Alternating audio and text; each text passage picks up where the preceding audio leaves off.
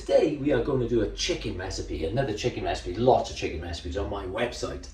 Only this one is a one pot spicy chicken. We're going to start off by getting ourselves some chicken out of the fridge over here.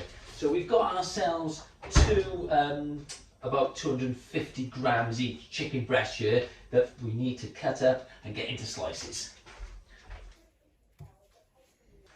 We're going to probably want to get ourselves a knife.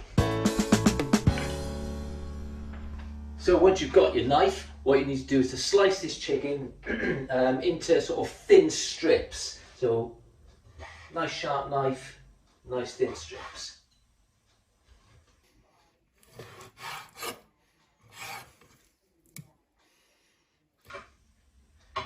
There you go, something like that.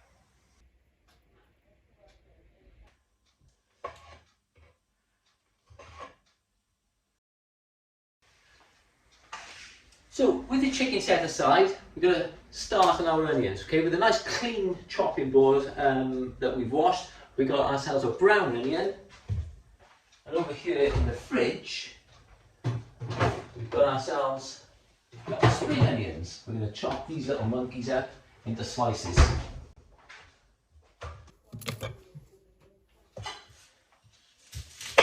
Pretty basic stuff now. You want to dice your onion.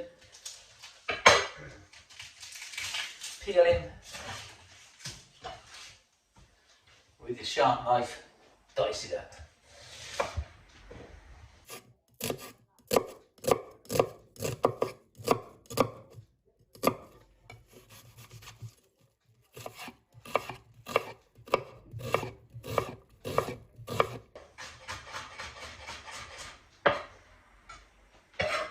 Nice and simple.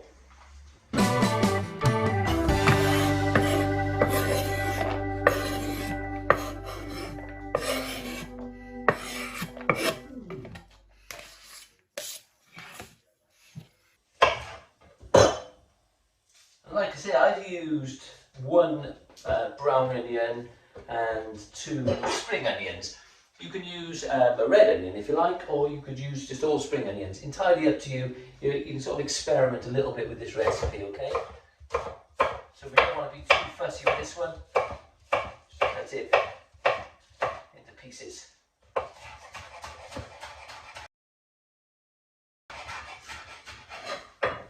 And these can go straight in the same pot as your other onions.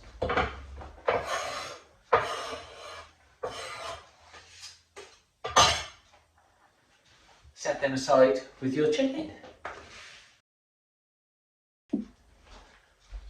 So what we're going to need is 170 grams of basmati rice I'm using. You can use any kind of rice you like.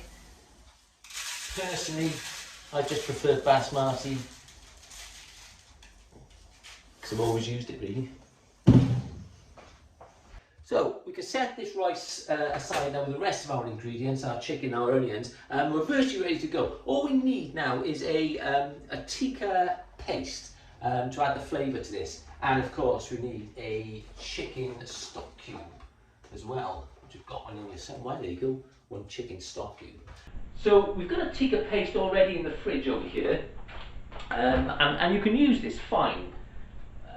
If I can find it, there it is. And you can use this one, okay? But what I've done in this recipe is I've made my own paste because I like to get a little bit more of a spicy kick, and with your own paste you do. So I'll put the recipe up here for the tikka paste while I show you the next stage of this recipe. So with everything prepped up, we're ready to start the cooking process. And you know what? The cooking happens quite quickly. So first thing you need to do is to get yourself a cast iron casserole dish onto the hob. We're going to get ourselves a generous amount of butter, a good size, about that big, into there.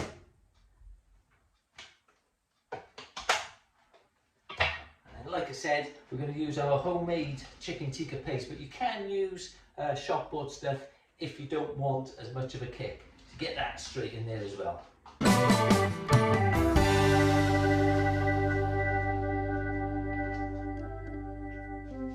The heat under this.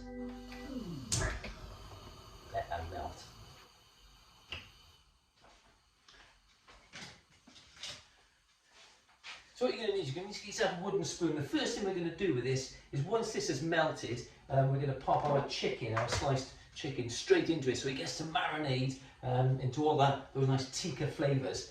This will take a little while to melt, but it's on its way. There we are, that's virtually melted, all the butter's gone now and mixed in with the paste. And it already smells really good. So let's get this chicken in there as this starts to bubble up.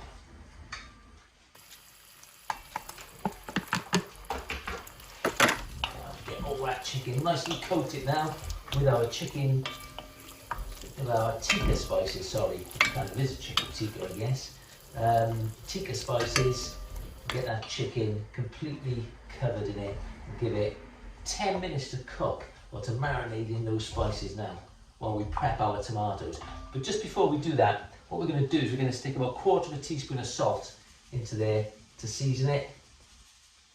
And we're going to stick a chef's pinch of pepper, okay, which is probably equates to about 1/4 teaspoon maybe. Just a little bit of pepper in there, just to add a bit of extra flavour. There we are. We shall leave that cook on a nice low heat for about 10 minutes or so while we prep our tomatoes. So for our tomatoes, really simple, okay? It's just a standard tin of 400 grams of chopped tomatoes. We'll just get this bad boy open. We're going to tip it into a container that is big enough to just chop it up.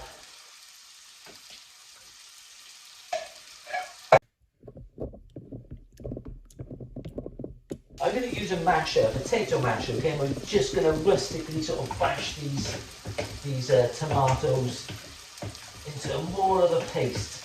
I suppose you could use passata, but I just quite like the texture of the tomatoes. There you go, that'll be fine. We'll set them aside and we'll check our chicken. The chicken is cooking absolutely lovely and it smells beautiful. And it's gone nice and brown, it's all coated lovely. So the next thing we need to do is to get in our onions and our spring onions straight into there.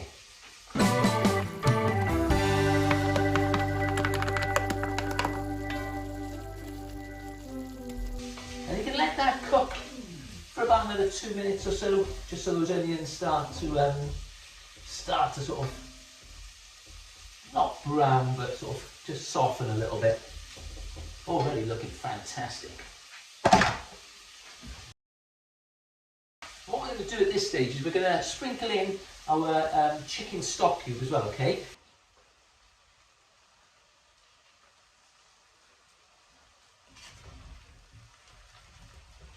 There we are, and get that all mixed in, and wow, now it really smells good. Once that chicken has been cooking now for about 15 minutes or so, we're going to add our chopped tomatoes straight into this pan.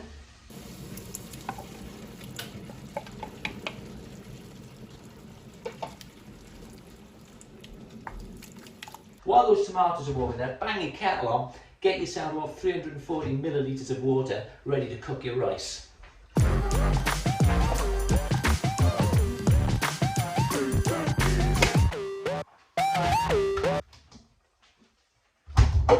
Keep stirring that pot.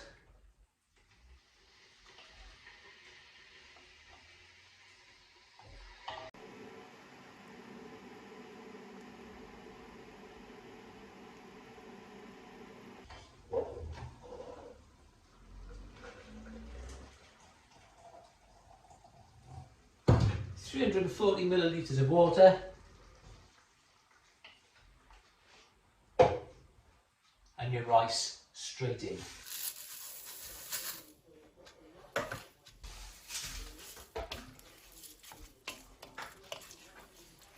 Put the heat up a little bit. Give it a good old stir so that rice is fully incorporated.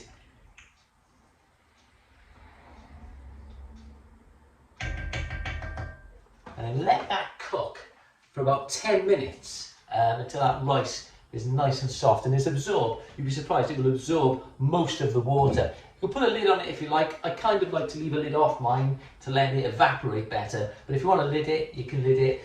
But to be honest with you, I wouldn't bother, because the smell coming out of that, it's worth just standing here and smelling it. Oh.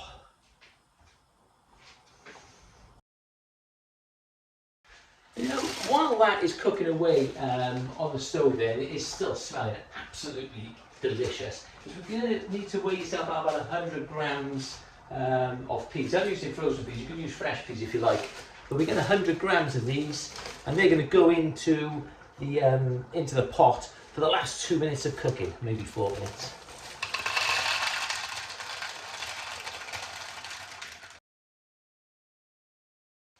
So with a consistency like this, we're going to need to add about 100 ml of coconut yogurt, or you can use coconut milk as well. So get 100 ml of this into there, mix that in. We'll change the colour slightly and enhance the flavour.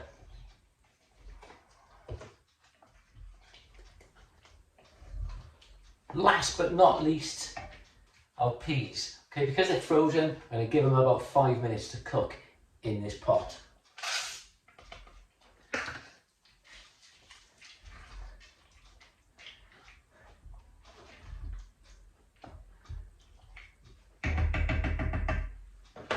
And then we can put the lid on it, because I want those peas to cook, and most of the fluid is now gone. So give that about another 4 minutes or so, and that'll be ready to serve. Beautiful.